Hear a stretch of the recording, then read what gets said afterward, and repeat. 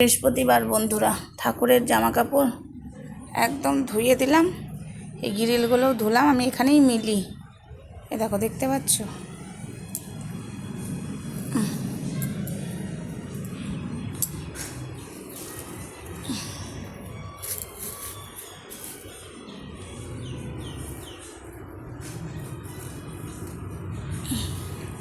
এটা কৃষ্ণ ঠাকুরের ধুতি,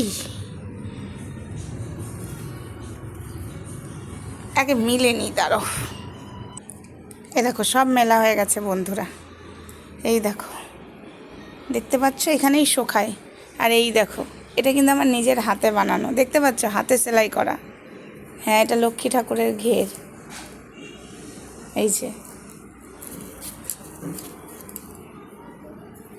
মিলে দিই। আমি এগুলো হাতেই সেলাই করি ঠাকুরের জন্য। তো চলো, আজকে ঠাকুরের জামা কাপড় কাচা ধোয়া হয়ে গেল, এবার চলো পুজোটা দিয়ে নিই।